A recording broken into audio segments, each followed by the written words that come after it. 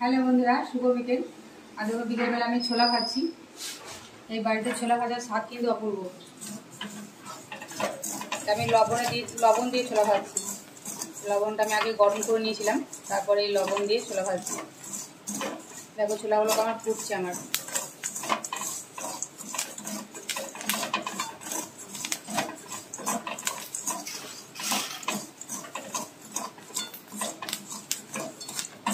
এভাবে ছোলা ভাজা কিন্তু ভীষণ সহজ।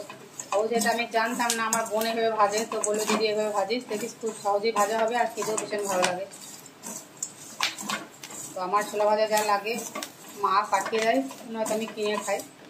তো বোন বললো যে এভাবে খুব সহজেই ভাজা হয়ে যায়, একবার চেষ্টা করে দেখিস। তো আমি তো পারছি, তোমরা একটু চেষ্টা করে দেখো, কিন্তু খুবই সহজ, যে কেউ ভাজতে পারবে। এরকম একটা লুচি চাকা ঝান্না লাগবে, যেটা সবার বাড়িতেই থাকে, আর লবণ দিয়ে ভালো করে প্রিহিট করে নিতে হবে। তারপর ছোলাগুলো এভাবে ভেজে নিতে হবে। দেখো কেমন ভাজা হচ্ছে, তারপরে এভাবে ছেঁকে নিতে হবে। দেখো লবণগুলো পড়ে যাচ্ছে, ছোলাগুলো থেকে যাচ্ছে।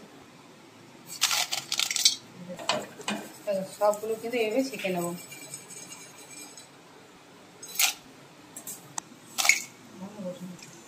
দেখে বুঝতে পারছো ছোলাগুলো কিন্তু একদম খুব ভালোভাবে ফুটে গেছে।